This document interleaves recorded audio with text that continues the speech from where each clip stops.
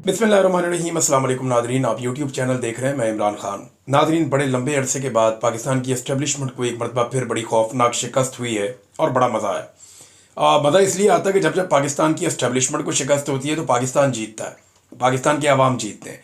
Mission नूर के खिलाफ पाकिस्तान की एजेंसियों ने, इंटेलिजेंस ने, ये एस्टेब्लिशमेंट ने बड़ा जोर लगाया। ये रात भर बैठे रहे, कभी इस मौलवी को उठा, कभी उसको उठा। अभी भी मेरी इत्तला के मुताबिक कुछ मजहबी सियासी जमातों पर दबाव डाला जा रहा है कि आप अपने सोशल मीडिया के ज़रिए से अटैक कर दें और ये एक फतवे लेके आप इन पे चढ़ जाएं और अब आप इनको ताने दें और इनके ऊपर चढ़ाई करें। लेकिन पाकिस्तान तहरीक इंसाफ के लोग हों या आम पाकिस्तानी हों, वैसे ये आम पाकिस्तानियों का मिशन था। मिशन नूर के नाम से उन्होंने इसको शुरू किया और नूर जो है वो अल्लाह के नामों में से एक नाम है और मेरे अल्लाह ने इसका कुरान पाक में जिक्र भी किया और सूरह नूर भी है। तो किसी आदमी ने अगर कोई 100, 50 या 150 साल पहले कोई हरकत की है तो उस हरकत की बुनियाद के ऊपर ये अल्लाह का नाम नहीं चुरा सकता कोई। तो मिशन नूर जो है वो मुकम्मल हुआ, उसका पहला मरहला, और उसमें पाकिस्तानियों ने अजान दी और बहुत बड़े पैमाने पर, बहुत बड़े पैमाने पर, यानी हर तरफ अजान ही सुनाई दे रही है। यानी मैं जब अजान देने के लिए गया मेरे घर के अकबी हिस्से में, मैंने वहाँ जाकर अजान दी और मैंने वीडियो पोस्ट की तो तब तक मैंने देखा नहीं था कि सोशल मीडिया पे चल क्या रहा है। अब आप टिकटॉक खोलें तो अजान है, आप एक्स को खोलें अजान है, यूट्यूब को खोलें अजान है, फेसबुक को खोलें अजान है। आज पाकिस्तानियों ने अपने रब को बहुत पुकारा, बहुत पुकारा, जालिम हुक्मरानों के खिलाफ पुकारा है। हज़ारों वीडियोस अब तक आ चुकी हैं। हमारे जो व्हाट्सएप हैं वो चौक होते जा रहे हैं। लोग वीडियोस भेज रहे हैं और कह रहे हैं जी हमारी वीडियो भी आप लगाएं, हमारी वीडियो भी आप लोगों को दिखाएं। बेशुमार वीडियोस अभी तक सोशल मीडिया पे वायरल हो गई और बहुत सारी ऐसी हैं जिनको हम पोस्ट नहीं कर पा रहे, बता नहीं पा रहे। बड़े पैमाने पे लोगों ने अजानें दी हैं और हर एक की एक अलग कैफियत थी अजान देते हुए, क्योंकि इस जालिम रजीम ने लोगों को बहुत मारा है, बड़ा नुकसान पहुंचाया है, लोगों के दिल दुखाए हैं, लोगों के दिल तोड़े हैं, पाकिस्तान का सत्यानाश करके रख दिया। एक हंसते खेलते चलते चलाते मुल्क का बेड़ा गर्क किया चंद जर्नैलों की ख्वाहिशों ने। जनरल बाजवा को एक्सटेंशन चाहिए थी, उसने तबाह बर्बाद कर दिया। आज जो मिलिट्री एस्टेब्लिशमेंट है, आसिम मुनीर साहब, वो जिस तरीके से मुल्क चला रहे हैं, जैसे उन्होंने कंट्रोल किया हुआ है, ये बेड़ा ही गर्क है। अब इससे आगे अब मजीद तबाही है। हम बेहतरी की तरफ नहीं जा रहे, बर्बादी की तरफ जा रहे हैं। और जितना हम बर्बादी की तरफ बढ़ते चले जाते हैं, ये जितने भी बेनिफिशरीज हैं जो इस वक्त इक़्तिदार में ज़बरदस्ती बिठाए गए हैं, ये बिला वजह आकर दावे करना शुरू हो जाते हैं कि जनाब हम बेहतर हो रहे हैं। मैं आदादो शुमार के साथ आपको बताता रहता हूँ कि इन्होंने किस लेवल का बेड़ा गर्क किया है और वो अब ठीक नहीं हो रहा। हज़ारों वीडियोस नाज़रीन आ चुकी हैं। एक बदतरीन शिकस्त हुई है पाकिस्तान की मिलिट्री एस्टेब्लिशमेंट को पाकिस्तानी अवाम के हाथों। ये बिल्कुल वैसी शिकस्त है जैसी 8 फरवरी 2024 को पाकिस्तानियों ने शिकस्त दी थी और एस्टेब्लिशमेंट के माथे पे लिख दिया था और पक्का पक्का लिख दिया था मोहर लगाकर, जो आज तक ये मिटा नहीं पाए। शिकस्त एस्टेब्लिशमेंट के माथे पे शिकस्त लिखा हुआ है 8 फरवरी 2024 से पाकिस्तानियों ने, और आज एक मरतबा फिर एक और शिकस्त का ठप्पा इनकी पेशानी पे लगा दिया है। 8 फरवरी बिल्कुल माहौल वही लग रहा था। देखिए ना, ये पुरअमन कौम की निशानी है। लड़ाई में, झगड़े में, तसादुम में लोग बाज़-औक़ात गुरेज करते हैं, लेकिन जैसे ही लोगों को अपनी ओपिनियन देने का कोई लॉजिकल वे नजर आता है, ये पाकिस्तान के अंदर जो जुल्म करने वाले लोग हैं ना, जाबिर हैं, जो फस्तायत करते हैं, उनके लिए अच्छी खबर है। और उनके लिए अच्छी खबर यह है कि जब चाहें वो पीछे वापस आ सकते हैं, वो अपना किबला दुरुस्त कर लें, क्योंकि अभी तक पाकिस्तानी अमन के रास्ते पे ही चलना चाहते हैं। आज भी पाकिस्तानियों ने अपनी सोच बता दी है। आज भी पाकिस्तान की हर गली में, मोहल्ले में, छतों पे, हर जगह पे हमें अजान की आवाज़ आ रही थी। मुझे पाकिस्तान से लोगों ने टेलीफोन कर करके वो बातें बताई हैं, ऐसे ऐसे मनाजिर बताए हैं कि मैं हैरान हो गया हूँ। मुझे तवक्को नहीं थी कि इस लेवल पे, इतने बड़े पैमाने पे पाकिस्तानी जो है वो आज़ान देंगे। अल्लाहु अकबर, अल्लाहु अकबर। अल्लाह सबसे बड़ा है, अल्लाह सबसे बड़ा है। अल्लाह को पुकारा लोगों ने। अल्लाह रब्बुल इज़्ज़त लोगों की तकालीफ आसान करता है, उन्हें सब्र देता है, उन्हें हिम्मत देता है और फिर उन्हें फतह देता है। और अल्लाह रब्बुल इज़्ज़त की जानिब से ही सब कुछ है। ज़िंदगी, मौत, रिज़्क़, खुशियाँ, बुलंदी, फतह, हर चीज़ अल्लाह रब्बुल इज़्ज़त देता है। और मेरा रब जो है वो यहाँ पे लोगों की इतनी बड़ी तादाद में, करोड़ों लोगों ने आवाज़ उठाई है। मेरा रब ना सुने ये तो मुमकिन ही नहीं है, हो ही नहीं सकता कि मेरा रब ना सुने। वो तो सुनने वाला है, प्यार करने वाला है। उसके यहाँ देर है, अंधेर नहीं हो सकती। तो मेरे रब को करोड़ों लोगों ने अपना मुकदमा पेश किया। मैं देख रहा था वीडियो, अनीस सत्ती शहीद जो डी चौक में गोली मारी गई, उसके वालिद अजान दे रहे थे। और क्या करप था उनकी आवाज़ में। साबिर शाकिर भाई की मैंने आज़ान सुनी, वो आदमी 3.5 साल से अपने घर ही नहीं जा पाया। घर जाना था उन्हें, और अपना घर किसे प्यारा नहीं होता। मैंने उनके अंदर एक उदासी देखी है साबिर शाकिर भाई में। 3.5 साल हो गए वो आदमी अपने घर वापस नहीं पहुंच पा रहा। कैसी तकलीफ है। और ये वो आदमी है जो पाकिस्तान के बाहर रहता भी नहीं था कभी। शहीद अरशद शरीफ वो कभी भी वापस नहीं आएगा। मैंने वो अदील राजा साहब का मैंने ट्वीट पढ़ा, उनकी जो फीलिंग थी, वो कहते जी ये तो एक अलग फीलिंग है। मैंने खुद जब अजान दी तो मुझे बहुत सारी चीज़ें मेरे दिमाग में मुझे याद आई जो मैंने अल्लाह के सामने रखी। तो पाकिस्तानियों ने अपना मुकदमा अल्लाह रब्बुल इज़्ज़त के सामने रख दिया है। एस्टैब्लिशमेंट बयानियाँ बनाने में नाकाम रही और लोगों की सोच को बदलने में अभी तक नाकाम रही। ये साबित हो गया कि सारी कोशिश करने के बावजूद ये लोगों की सोच को नहीं बदल पाए। लोग एग्जैक्टली आज भी वैसे ही सोच रहे हैं जैसा 8 फरवरी को सोच रहे थे, या शायद अब लोगों में इसकी शिद्दत ज़्यादा है। पुरअमन पाकिस्तानी इस जुल्म से निजात चाहते हैं। ये भी एक चीज़ सामने आई। ख़वातीन ने दुआएं भी की हैं। ख़वातीन क्योंकि अजान नहीं देती, उन्होंने बाज़ जगह पे दुआएं करवाई, बाज़ जगह पे जो अजान की कैसेट्स हैं वो चलाई। तो ख़वातीन ने अपने तौर पे जितना वो रोल प्ले कर सकते थे उन्होंने किया। मैंने बच्चों को देखा, बहुत ज़्यादा वीडियोस बच्चों की आ रही हैं। छोटे छोटे बच्चे जो है वो अजाने दे रहे हैं, अपने घरों में खड़े होकर, बालकोनी में खड़े होकर, छतों पर खड़े होकर बच्चे अजाने दे रहे हैं। इकट्ठे भी, अलग अलग भी, बहुत सारी वीडियोस आ रही हैं और अभी तक आती चली जा रही हैं। क्योंकि दुनिया में टाइम चेंज होता रहता है, तो लोग जैसे जैसे टाइम आगे बढ़ रहा है तो पूरी दुनिया से अजानों की आवाज़ें आ रही। और इसके बाद जो है वो अल्लामा राजा नासिर अब्बास साहब की एक बड़ी खूबसूरत वीडियो आई कि वो अपने बहुत सारे स्टूडेंट्स के साथ एक यूनिवर्सिटी उन्होंने बनाई है, उसकी छत पे मैंने वो देखी, यूनिवर्सिटी बड़ी खूबसूरत है। उसकी छत पर खड़े होकर वो सबके साथ अजान दे रहे हैं अपने तलबा के हमरा। फिर अजान के दरमियान बहुत सारा कुछ जो है वो अभी दिखाई दे रहा था, लोगों की फीलिंग दिखाई दे रही थी। लोगों ने बाजमात अजानें दी इकट्ठे होकर, बहुत सारे लोग एक साथ इकट्ठे हुए, उन्होंने अजानें दी। तो ओवरऑल जो है वो एस्टैब्लिशमेंट को एक और शिकस्त हो गई है। लोगों ने अपना मुकदमा अल्लाह रब्बुल इज़्ज़त पर छोड़ा है और अल्लाह रब्बुल इज़्ज़त से रुजू किया है। तो मेरा रब कभी भी मायूस नहीं करता, वो मदद करने के लिए हमेशा हमारे पास मौजूद रहता है, हमारी शारक से भी ज़्यादा करीब। जालिम को खौफ आना चाहिए, उसे डरना चाहिए, तेरा अंजाम बहुत करीब है। जिसने जुल्म किया ना मेरे मुल्क में, जिसने जबर किया, जिसने जबरी तौर पे इंसानों को लापता किया, जिसने तमाम इदारों को अपने कब्जे में लिया, जिसने कानून को और आइन को खिलवाड़ बना दिया, जिसने खवातीन की बेहुरमती की, चादर और चार दीवारी का तकद्दुस पामाल किया, मिडिल क्लास लोगों के घर तोड़ दिए, बच्चों के ऊपर तशद्दुद किया, लोगों को ज़हनी और जिस्मानी अजियत पे मुब्तला रखा, और सिर्फ अपनी ताकत को बढ़ाने के लिए और अपने इक़्तिदार को तूल देने के लिए इक़्तिदार और ताकत के नशे में और इसकी हवस में उसने जो कुछ किया है, आज लोगों ने वो मुकदमा अल्लाह रब्बुल इज़्ज़त के सामने रख दिया है। और बहुत जल्दी जालिम को खबर हो कि उसकी पकड़ होने वाली है, बहुत जल्दी उसकी पकड़ हो जाएगी जालिम की, और ये सारी दुनिया होती हुई देखेगी। मेरा अपने रब पे इतना भरोसा है ना, इतना ईमान है। जब ISI ने मुझे एक छोटे से सेल में कैद किया हुआ था ना, मुझे लगता था मैं चला जाऊंगा यहाँ से। मेरी बहुत दफ़ा हालत बहुत ख़राब हो जाती थी। ये मुझे बहुत अजीबोगरीब खबरें भी सुनाते थे, मेरे घर वालों के बारे में भी। तो मुझे एक दिन एक आदमी वहाँ पे कहता है, नकाब पोश, कि तुम यहाँ से नहीं जा पाओगे, यहीं सड़ोगे, ऐसे बोलता है, यहीं सड़ोगे। मैंने ऐसे कहा जिस वक्त मेरे अल्लाह का हुक्म आएगा ना, मैं तुम सबके बीच में से गुजर के चला जाऊंगा।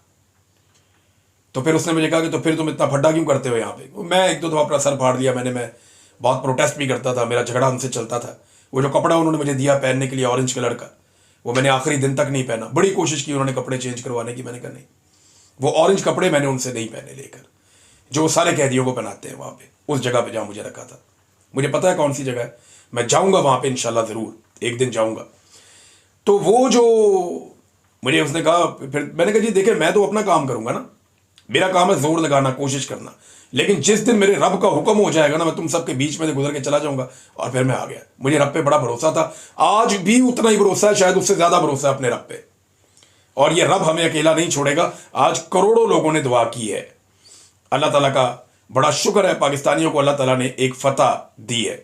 PMLN ने नादरीन जो प्रोग्राम किया, बड़ी मेहनत की, बड़ी कोशिश की, इन्होंने बड़ा पैसा भी खर्च किया बेचारों ने। कुछ ओवरसीज पाकिस्तानी, उनका तो बहुत पैसा लग गया। आसिम मुनीर साहब तो नहीं आए, वो चले गए, उनके पास अच्छी रिपोर्ट्स नहीं थी कि पाकिस्तान तहरीक इंसाफ बहुत एहतजाज कर रही है। और तहरीक इंसाफ ने एहतजाज किसी सियासतदान के खिलाफ किया भी नहीं, या ओवरसीज पाकिस्तानियों ने जो एहतजाज किया वो किसी सियासतदान के खिलाफ नहीं किया। उन्होंने सिर्फ फील्ड मार्शल आसिम मुनीर साहब के खिलाफ एहतजाज किया। उनके हाथों में जितने पोस्टर थे वो सारे के सारे जो उन्होंने उठाए हुए थे होर्डिंग्स, उनमें आसिम मुनीर साहब थे और उनके चेहरे के ऊपर क्रॉस ऐसे लगा हुआ था उनकी बॉडी पे, और उस पर लिखा हुआ था नो मोर डिक्टेटर, कि हमें मजीद कोई डिक्टेटर नहीं चाहिए, नो मोर एक्सटेंशन, हमें मजीद कोई एक्सटेंशन भी नहीं चाहिए। ये ओवरसीज पाकिस्तानी कर रहे थे। तो वहाँ से आसिम मुनीर साहब तो नहीं आए, फील्ड मार्शल साहब चले गए, गालिबन यूरोप चले गए, लेकिन शहबाज शरीफ साहब गए, कुछ और सियासतदान भी वहाँ पे थे। तो बड़ी मेहनत की है, बड़ी कोशिश की है, यूरोप से लोग आए, अम्बेसी से, और पाकिस्तान से कुछ लोग आए, उसके अलावा यहाँ से बहुत सारे लोगों को बड़ा लेविश खाना दिया गया और बहुत खर्चा किया गया, लेकिन एक अच्छी तादाद में लोगों को इकट्ठा करने में वो होटल के अंदर कामयाब हो गए। लेकिन हुआ ये कि पाकिस्तान तहरीक इंसाफ के लोग भी बड़ी तादाद में आ गए, उन्होंने आके होटल के चारों तरफ एहतजाज शुरू कर दिया।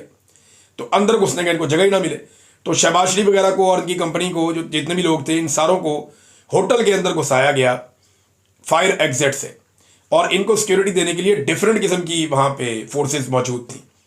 4 या 5 डिफरेंट किस्म की फोर्सेस जो लोग अंदर गए उन्होंने बताया कि वहाँ पे मौजूद थी, और अंदर भी बहुत ज़्यादा सिक्योरिटी थी कि कोई ऐसा वाकया ना हो जाए जिससे कोई नया मसला खड़ा हो जाए। बहरहाल शहबाज शरीफ साहब की अब एक इतला ये आ रही है कि अमेरिका में शायद ट्रंप से मुलाकात होगी पीर वाले दिन। ये एक बड़ा टफ काम है शहबाज शरीफ के लिए, क्योंकि डोनाल्ड ट्रंप को आप प्रिडिक्ट नहीं कर सकते, वो किसी वक्त कुछ भी कर सकता है। लेकिन चले ये मुलाकात होती है तो फिर देखते हैं। बहरहाल ये वज़ीर आज़म तो जाली है, मैंडेट भी जाली है, जो ये कार्रवाई करेगा वो भी जाली है। अब अगर कोई आदमी 2 नंबर तरीके से आके एक सीट पे बैठ जाए और वहाँ पे आप बैठ के कोई भी काम करें, तो वो काम भी जो है वो 2 नंबर आदमी ने किया ना, 1 नंबर आदमी ने तो नहीं किया। लिहाजा इसलिए हम इसके ऊपर ज़्यादा डिस्कशन नहीं करते। लेकिन अमेरिका में भी ना बरतानिया की तरह एहतजाज खूब होने वाला है मेरी इतला के मुताबिक। ओवरसीज पाकिस्तानियों ने वहाँ अमेरिका में भी ये फैसला किया है कि जाली वज़ीर आज़म है और इन्होंने पाकिस्तान में इंसानी हकूक़ की पामालियाँ की हैं और धज्जियाँ उड़ा दी हैं इंसानी हकूक़ की, लिहाजा इनके खिलाफ अमेरिका में वो एहतजाज ज़रूर करेंगे। अब उसे रोकने की कोशिश करते रहेंगे, लेट्स सी होता क्या है। अगली खबर नाज़रीन ये है कि पाकिस्तानी टीम को इंडिया के साथ मैच खेलना है आज के दिन में। अब ये जो मैच है इसके लिए पाकिस्तानी टीम को मोटिवेशनल स्पीकर, ये वो आदमी होता है जो मोटिवेशन थोड़ा सा ज़रा उठाता है, टीम को हौसला देता है, हिम्मत बंधाता है, एक ऐसे आदमी की खिदमत दी गई है। ये खबर चली, ये इनको लाल टोपी को बुलाए ना, मोटिवेशन दे इनको। अब बहुत बड़ा मोटिवेशनल स्पीकर है, बुलाएं उसको। मुफ्ती मुनीब साहब को बुला रहे हैं, हमारे दोस्त हैं जावेद चौधरी साहब, उनसे मिलवा दें, वो शायद कोई इनको मोटिवेशन दें। और भाई इनको मोटिवेशन एक ही आदमी दे सकता है। इनको ले जाओ अडयाला जेल, ये काकूल एकेडमी में जाके इनको मोटिवेशन नहीं मिलनी, इनको अडयाला जेल लेकर जाओ, वहाँ जो आदमी बैठा हुआ उससे मिलाओ, फिर इनको मोटिवेशन मिलेगी, वरना नहीं मिलेगी। पहले याद है मुझे, वो रमीज राजा साहब ले गए थे एक दफ़ा टीम को इमरान खान साहब से मिलवाने, तो टीम काफ़ी मोटिवेट हुई थी। अब हालांकि वो पहले हार के आ गए थे, लेकिन इमरान खान साहब से मिलवाया, उन्होंने काफ़ी मोटिवेट किया था अपनी टीम को। लेकिन अब अंदाज़ा करें यहाँ तक मामला पहुँच गया और इतने पतले हालात हो गए कि अब मोटिवेशनल स्पीकर की खिदमत हासिल करनी पड़ रही हैं। ये है जनाब पाकिस्तान के उस खेल की हालत जो पाकिस्तानी सबसे ज़्यादा पसंद करते हैं। नादरीन, इंजीनियर मोहम्मद अली मिर्ज़ा साहब के हवाले से उलमा इकराम के कुछ फतवे आए और अब क्लियरिटी के साथ बहुत कम उलमा जो है उन्होंने इस पर बात करना शुरू की है। दारुल इफ्ता से एक मेरे पास मौजूद है फतवा क्या, उनका एक स्टेटमेंट है, जावेद अहमद गामदी साहब का है, हाफिज़ सैयद मोहम्मद हैदर नकवी साहब का है, जामिया मस्जिद उस्मानिया रावलपिंडी से है, मौलाना तारिक मसूद साहब ने इसके ऊपर बात की है। ये फतावा तो नहीं है, लेकिन ये उलमा की राय है और ये अब लगातार आहिस्ता आहिस्ता आ रही है, जो ये बता रहे हैं कि इंजीनियर मोहम्मद अली मिर्ज़ा साहब ने कोई तौहीन रिसालत नहीं की, उनके साथ ज़्यादती हो रही है, मौलवी हजरात उनके साथ स्कोर सेटल कर रहे हैं, ये जुल्म है, ये गलत है।